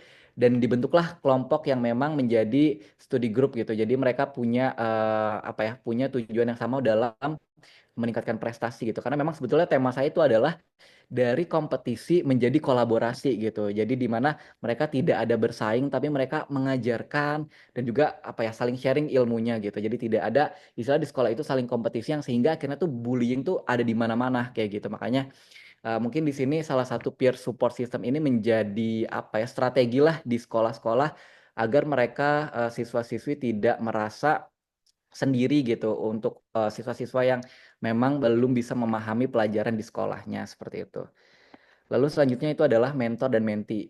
Nah, bedanya apa sih sama body system yang tadi sudah dijelaskan di awal? Kalau mentor dan menti ini memang mentor itu bisa kita katakan adalah orang yang mungkin lebih berpengalaman. Mungkin kayak tadi eh, saya mentornya itu adalah Pak Ketua IG Kabupaten Bekasi gitu ya, atau Bu Ana gitu mentor saya. Jadi di sini lebih yang berpengalaman untuk bisa istilahnya studi gitu ya. Dulu waktu saat saya kuliah, mentor dan menti ini tuh berguna banget dalam peningkatan prestasi. Artinya saya tingkat 2 nanti menti saya tingkat 3 gitu, tingkat 3 atau tingkat mau 4 gitu, membantu skripsi saya. Jadi mungkin untuk mentor dan menti ini untuk diaplikasikan di ranah sekolah menengah gitu bisa seperti siswa kelas 9 menjadi mentor bagi siswa kelas 7. Artinya mereka saat nanti kelas 7 ini naik ke kelas 8 atau kelas selanjutnya itu bisa lebih siap dan lebih mengenal apa yang akan mereka pelajari karena memang sistem mentor menti ini adalah mereka yang sudah percaya dan mereka sudah berpengalaman gitu. Artinya mereka siap dijadikan mentor gitu. Mereka sudah diseleksi juga mungkin beberapa mentor yang memang akan mendidik menjadi teman sebayanya lah, dukungan sebayanya bagi siswa-siswa yang baru seperti itu. Oh ya, di sini Bapak Ibu guru punten, ini anak-anak SMA atau SMA atau SMK beragam nih. Tadi saya lupa di awal. Kalau dilihat dari yang hadir itu mulai dari PAUD ada, TK, SD, SMP, SMA lengkap, insya Allah. Oke, berarti luar biasa memang, insya Allah mudah-mudahan ini materinya mengena gitu. Takutnya saya keluar dari materi, mudah-mudahan bisa diterima sama Bapak Ibu guru karena saya yakin Bapak Ibu guru sudah mengenal lah anak didiknya dibandingkan saya gitu. Jadi sudah lebih paham. Di sini saya mungkin hanya mengenalkan lah apa itu body system, apa itu peer support kayak gitu. Jadi di sini yang tahu karakteristik dari anak murid, anak didik adalah Bapak Ibu guru sendiri seperti itu. Nah, selanjutnya yaitu adalah social support. Nah, di sini social support di sini dideskripsikan adalah siswa saling mendukung dalam hal emosional, terutama dalam mereka yang merasa kesepian atau terisolasi. Hal ini bisa berupa ajakan berinteraksi atau memberikan dukungan dalam menghadapi masalah pribadi. Nah, contoh implementasinya adalah jika ada siswa yang baru pindah ke sekolah, teman-temannya bisa memberikan dukungan dengan mengenalkan mereka pada teman-teman lain, membantu mereka mengenalkan lingkungan sekolah dan menciptakan rasa keterhubungan. Lalu juga ada siswa dengan kecemasan sosial atau yang merasa kesulitan berinteraksi dapat dibantu untuk lebih aktif dalam kegiatan kelas atau kelompok. Nah, social support ini adalah seperti kita kalau studi grup itu adalah fokus ke akademik. Nah, social support ini adalah fokus ke bagaimana mereka mengenali lingkungannya, bagaimana mereka mengenal satu sama lain, bagaimana mereka mengenal satu lingkungan di kelasnya, di lingkungan terkecilnya dulu di kelasnya, bagaimana mereka bisa saling mengenal dan mereka tahu gitu. Oh, siswa ini ternyata pendiam nih, siswa A pendiam, siswa B yang aktif, siswa C mungkin yang percaya diri gitu. Nah, itu dibentuklah social support gitu. Artinya mereka diberikan suatu pendekatan sosial, yaitu adalah bagaimana mereka bisa bersosialisasi mungkin dengan banyak game dari kelas-kelas dari ice breaking. Mungkin ya Bapak Ibu guru sudah paham tentang ice breakingnya. Nah, karena kita tahu bahwa di sekolah itu kasus-kasus kayak ada juga yang mungkin yang kayak broken home ya pun ya maaf ya gitu ya Bapak Ibu, ada yang broken home, mereka tidak tahu bagaimana manajemen kasus bagaimana manajemen kasus ataupun keluar dari masalah yang mereka hadapi di siswanya itu. Jadi mereka terkadang di sekolah pun merasa diam, terisolasi, tidak percaya diri gitu. Artinya di sini social support artinya kita sebagai guru ataupun kita sebagai teman sebaya di siswanya itu peka terhadap kenapa anak-anak ini biasanya ceria, biasanya ini biasanya ini mungkin terlihat senang lah, tapi tiba-tiba menjadi pendiam. Nah, itu kita di social support ini kita bentuk bahwa semua siswa itu saling peduli satu sama lain. Mereka diterima di sini, mereka sama-sama di sini tempat belajar bagi mereka. Jadi mereka tidak perlu khawatir saat mereka ke sekolah mereka harus jadi apa gitu. Karena kadang mereka takut gitu. Mereka punya masalah di rumahnya, saat di sekolah mereka menyembunyikan gitu masalahnya. Jadi mereka tidak fokus ke dalam pendidikan, dan ini terkadang yang menjadi yang menjadi trouble lah, masalah di lingkup pendidikan gitu. Artinya mereka tidak mau. Nah, di sini social support ini teman-teman dari Bapak Ibu guru maupun teman sebayanya bisa memberikan dukungan dan juga saling peka terhadap lingkungan yang ada di kelasnya seperti itu. Lalu ada collaborative activities. Nah, collaborative activities ini adalah aktivitas kelas yang melibatkan kolaborasi antar siswa untuk menyelesaikan tugas atau masalah bersama. Aktivitas ini bisa mendorong siswa untuk bekerja sama, saling belajar, dan mendukung satu sama lain. Contoh implementasinya adalah mengadakan permainan atau tugas kelompok yang memerlukan kerjasama antara siswa dengan berbagai kemampuan. Mungkin di sini juga ada termasuk kemampuan dari teman-teman dari anak-anak yang difabel gitu ya, berkebutuhan khusus ataupun yang memang butuh support dari Bapak Ibu guru. Jadi di collaborative activities ini adalah memberikan suatu permainan yang ringan gitu, seperti misalnya mungkin eh, kenapa saya membentuk sebuah gambar puzzle, karena saya yakin bahwa setiap siswa itu unik gitu. Artinya siswa A dengan siswa B itu tidak sama. Mereka punya karakteristik individual, artinya mereka punya kemampuan yang beda-beda. Artinya mereka seperti puzzle yang kita satukan sehingga kita membentuk sebuah kesatuan pendidikan yang baik gitu, pendidikan yang inklusif gitu. Artinya di sini kolaboratif aktivitas itu ya Bapak Ibu menciptakan mereka punya perannya masing-masing, tidak memaksa mereka harus seperti ini, tapi mereka adalah mereka mendukung gitu, mereka belajar bersama dan juga saling mendukung gitu. Artinya siswa-siswi ini mungkin kalau di SMP mungkin udah boleh nonton, ada Infocus ya Bu ya, maksudnya bisa nonton bareng gitu ya, movie kayak gitu ya, atau film ya Bu Yana ya. Ada. Ada. Nah, SD itu pun bisa. juga sudah ada. Nah, iya, SD juga udah ada ya. Iya benar. Di zaman saya belum ada. Artinya ini udah semakin canggih kita Bapak Ibu guru, kolaboratif activities ini bisa misalnya ada film mengenai tentang salah satu movie mungkin pendidikan apa ya, tentang, kalau saya tuh dulu Miracle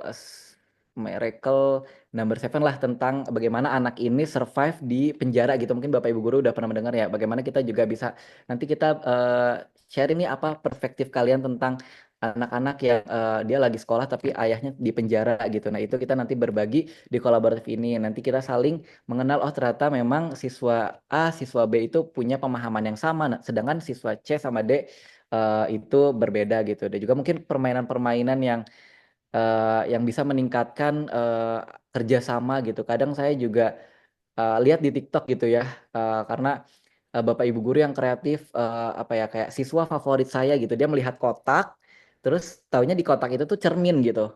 Terus melihat saya mau lihat siswa favorit saya, lihatlah ke kotak itu, ternyata itu tuh di dalamnya cermin, ternyata itu saya sendiri. Dan itu menurut saya itu salah satu apa ya, meningkatkan self esteem atau harga diri dari siswa itu sendiri. Jadi mereka merasa, oh saya juga favorit guru saya gitu. Kadang tidak merasa apa ya, artinya kita diperhatikan semua, walaupun memang guru juga punya kapasitas, punya masing-masing apa ya, pendekatannya sendiri juga. Mungkin itu salah satu yang kolaboratif, artinya mereka sama-sama gitu melihat bahwa saya adalah siswa favorit guru saya, dan itu bisa meningkatkan kolaborasi mereka dan juga penunjang dalam pendidikan mereka seperti itu.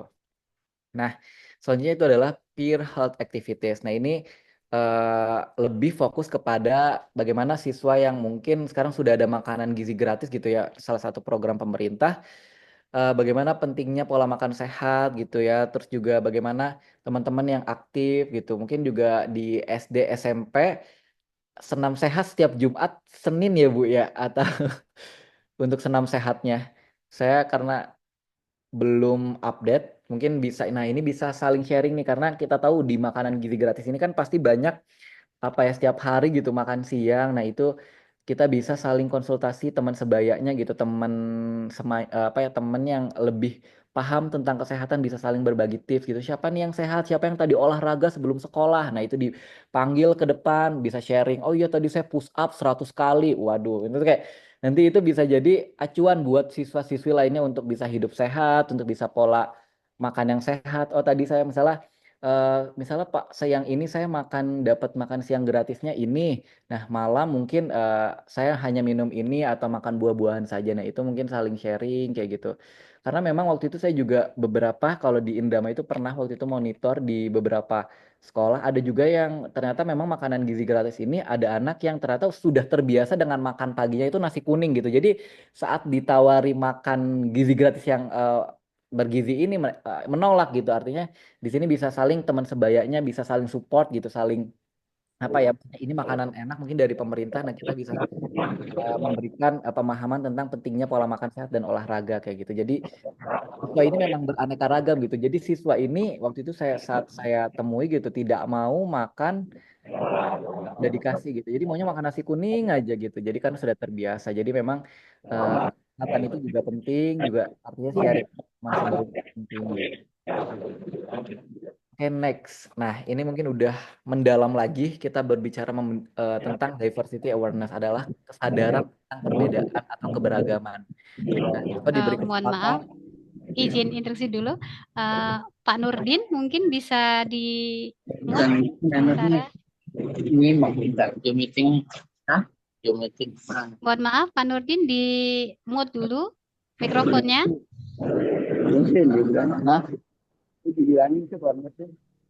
Pak Nurdin, mohon maaf Pak Nurdin. Mohon di mute dulu mikrofonnya Pak Nurdin. Baik, silakan Bapak dilanjutkan. Semoga tidak dengar beliau. Ya, baik Bu, terima kasih. Baik, selanjutnya itu adalah diversity awareness, adalah memahami tentang keberagaman. Nah, siswa diberikan kesempatan untuk saling mengenal dan menghargai perbedaan baik dari segi latar belakang, budaya maupun kemampuan.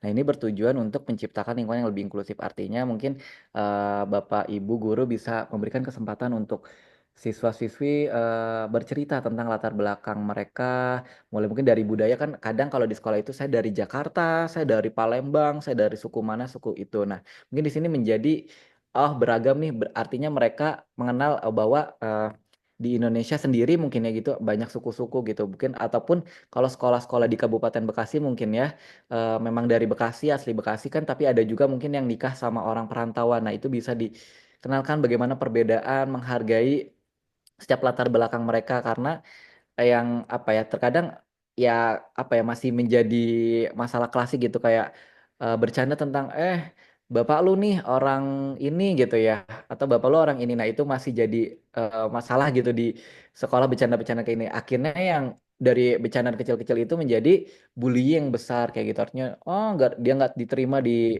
kata-kata ini nih. Nah, ini mungkin bisa di apa ya diberikan tentang keberagaman bahwa kita tuh di hidup di sini di mana ya di kelas ini tidak hanya satu gitu tapi kita bisa beragam artinya kita di sini sama-sama apa ya sama-sama saling mengenal bagaimana kita memahami dan menerima perbedaan. Mungkin ini Bapak Ibu guru udah sering memberikan tentang banyak banget keberagaman karena eh, sesi berbagi pengalaman di kelas ini bisa memberikan siswa itu dapat bercerita tentang latar belakangnya ataupun tantangan yang dihadapi oleh mereka ataupun teman mereka. Jadi ini bisa memberikan apa ya belajar juga bagaimana siswa itu bisa speak up gitu dan juga mengenalkan mereka untuk bisa berbicara dan juga untuk bisa public speaking mungkin ya mungkin ke depannya karena kan mungkin ada yang mau jadi presenter gitu atau yang mau jadi apa ya artis atau MC kayak gitu kan ini bisa menjadi salah satu wadah mereka untuk bisa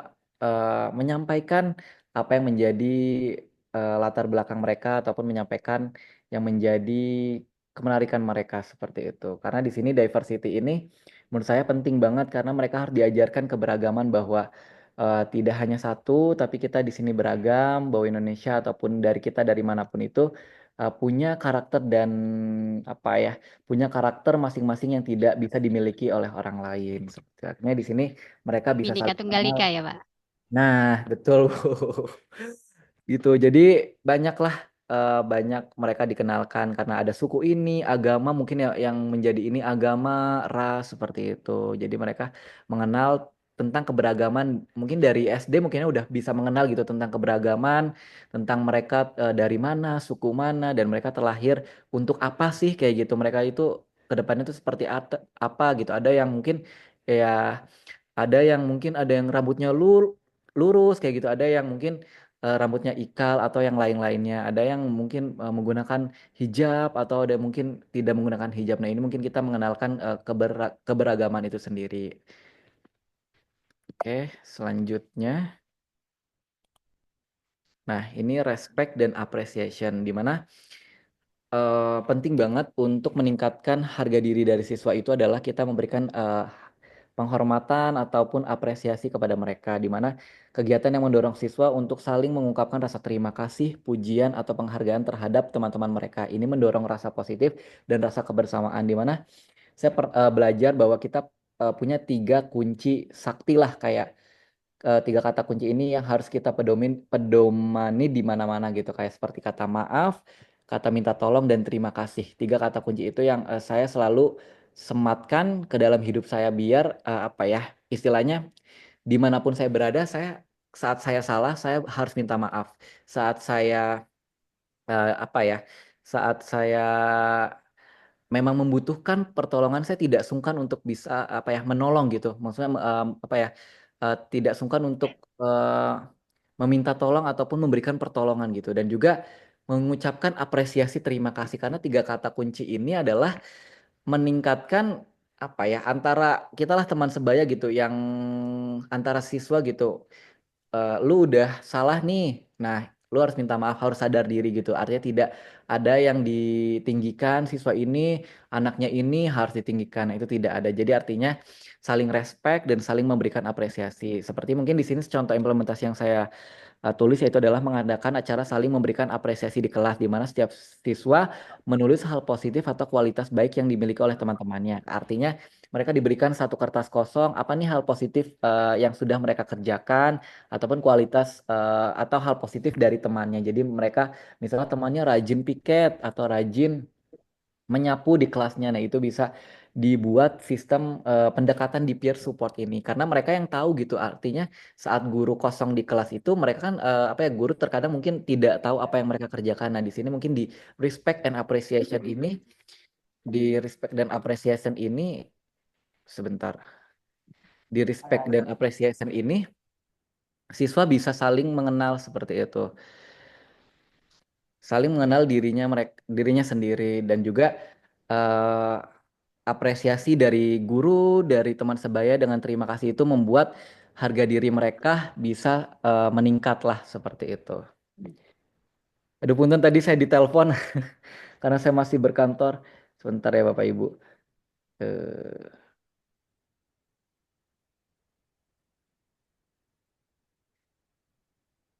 Nah, selanjutnya,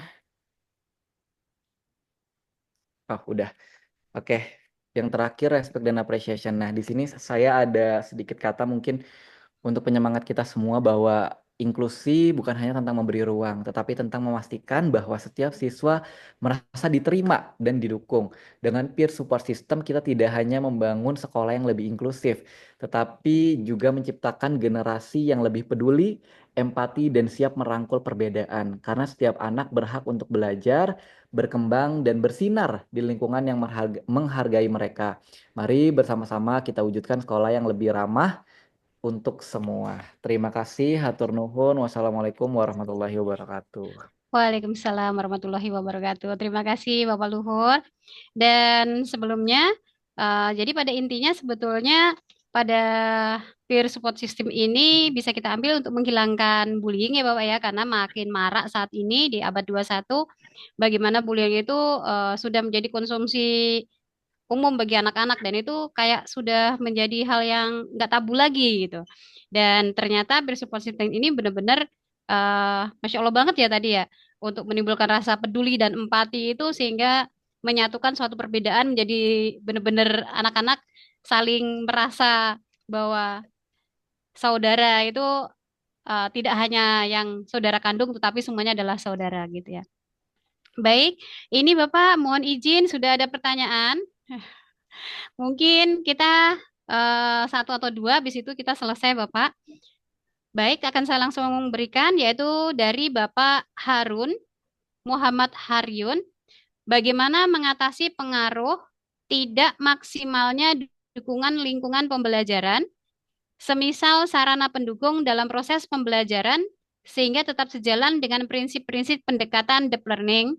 Apa strategi yang perlu dilakukan sekolah sehingga peer support system dapat terlaksana dengan baik?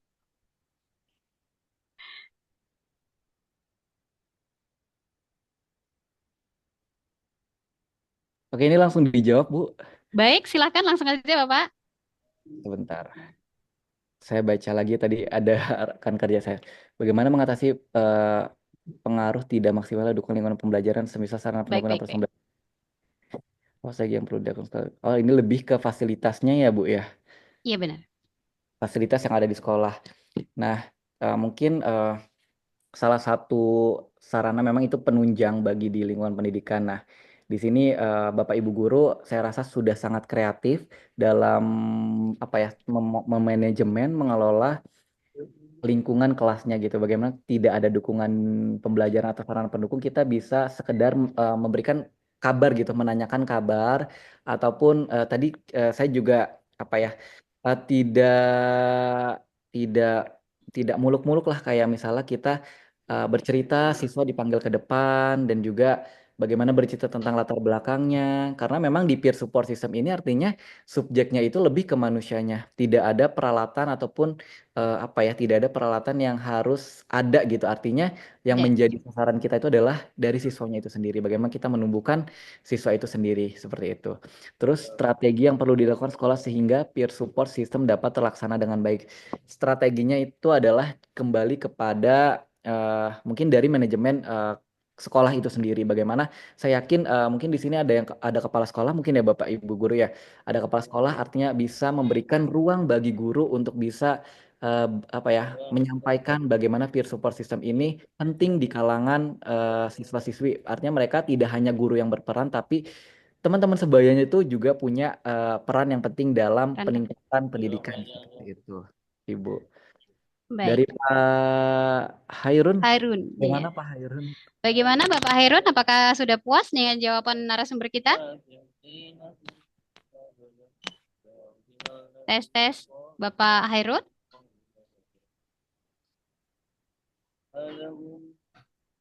Silakan Bapak Hairun. Bagaimana Bapak Hairun?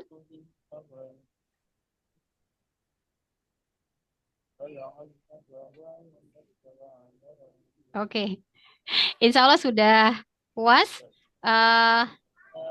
Dan insya Allah teman-teman semuanya ada yang bertanya kembali? Oke, mungkin ini ya semuanya pada sudah kepikiran mau buka persiapan. Baik, Bapak Luhur, insya Allah kalau bisa saya ambil dari kesimpulan dan teman-teman semuanya dari 2 sesi ini tadi, kita mengambil kesimpulan yaitu peer support system ini bila bisa membawa anak-anak untuk meningkatkan keterampilan abad 21, jika saat anak yang ada permasalahan akan mendapatkan support dan rasa nyaman, dan menjadikan anak itu lebih mandiri dan memiliki empati yang sangat besar.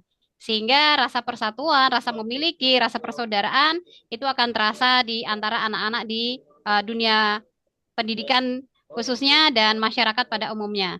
Dan ini benar-benar saling terkait sekali dengan kegiatan, dengan materi yang pertama tadi ya. Jadi deep learning di mana adanya peer support system ini. Baik, kalau tidak ada pertanyaan kembali, teman-teman semuanya, saya ucapkan terima kasih dan mari kita haturkan rasa terima kasih kepada narasumber kita yang sangat hebat hari ini, yang sangat menginspirasi dan memberikan materi-materi yang sangat bermanfaat. Terima kasih kembali Bapak Luhur dan kepada Bapak Zikri B. Amrillah. Semoga ilmu di hari di mana kita sedang saum bersama ini akan menjadikan kita semakin mendapatkan karunia dan berkah serta pahala yang bisa mencapai antil jannah tanpa hisap. Terima kasih teman-teman semuanya dan saya selaku moderator. Boleh foto bersama dulu kita. Baik, nanti dengan MC Bapak. Dengan MC. Okay. Baik. Saya akan akhiri dulu. Saya selaku moderator, ketika ada kesalahan dalam tutur kata maupun sikap, mohon maaf yang sebesar-besarnya. Akhirul kalam, wabillahi taufiq wal hidayah. Wassalamualaikum warahmatullahi wabarakatuh. Waktu dan tempat kami kembalikan ke Miss Yuli. Silakan Miss Yuli selaku MC. Terima kasih Bu Ana, subhanallah, masya Allah, materinya bagus banget. Cuma waktu yang untuk diberikan bertanya pasti terbatas ya, terutama kita lari-larian. Betul. Materi kedua memang sangat menantang karena kebetulan juga di kelas saya juga ada ABK, tapi nantilah kita ngobrol lagi. Bu Ana, punten, saya nggak bisa ngambil link absen, bisa diambilkan, minta tolong diinikan ke grup biar saya tutup, begitu Bu? Ambil untuk foto. Absen ada di grup, Bu. Suaranya ketutup, Ibu Ana. Absen sudah saya share. Udah share, alhamdulillah. Terima kasih, baik, Bu Ana. Baik. Sebentar sebelum kita foto, diumumkan kepada teman-teman semua, mungkin bisa membuka layarnya, dan silahkan diisi linknya. Ditunggu sampai biasanya kita sampai jam 19.00, tapi karena ini hari puasa mungkin bisa sampai jam 21.00. Silahkan diisi bagi teman-teman semuanya karena itu berkaitan dengan link sertifikat. Begitu ya, Miss Yuli. Baik, Betul, Bu. terima Terima kasih. kasih. Silakan Miss Alhamdulillah. Yuli, lanjut. Baik, Alhamdulillah Bapak Ibu yang hebat hari ini adalah pemenang untuk webinar hari ini karena hadir di tengah kita di saat godaan dan ujian puasa. Dan yang bagi masih mengajar ataupun masih beraktivitas di luar itu sangat luar biasa. Saya pun tadi sambil goreng bakwan loh Bu Ana buat buka. Masya Allah, tapi saya sambil mendengar sambil nenteng-nenteng Masya speaker. Allah. Alhamdulillah, Masya Allah. Materi mungkin nanti juga bisa di-share ya kepada grup atau bagaimana gitu Bu? Insya Allah ada di-share di ini, apa namanya? Chat itu sudah diberikan linknya Sudah sama Pak diberikan ya? Zikri tadi, benar? Alhamdulillah, terima kasih Pak Jikri. Ya, jadi mohon maaf saya tadi tidak nonton grup karena sambil masak. Masya Allah, barakallah. Alhamdulillah materi hari ini walaupun kesempatan untuk bertanya cukup sedikit, tapi mudah-mudahan bisa mencerahkan Bapak Ibu semua ya, dan materinya sangat menarik dan saling berkaitan satu sama lain. Yang saya sendiri selaku guru SMA dan saya guru matematika, Pak Luhur, Pak Jikri, itu sangat tertarik banget bagaimana sih menaikkan mood boosternya anak-anak dengan cara tadi ya, spot buddy, saling teman sebaya, mentor dan mentee. Aduh, saya jadi tertarik banget, jadi saya punya tambahan wawasan. Masya Allah, terima kasih nih Pak Ketua, saya diposisikan pada host, jadi saya dapat ilmu lagi. Terima kasih jempolnya.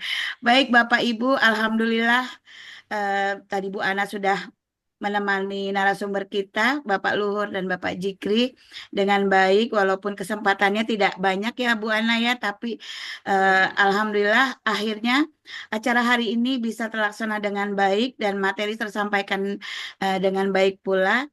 Untuk kekurangan kami untuk waktu mohon dimaafkan karena memang ini kondisinya bulan puasa dan waktu memang sedemikian mepet.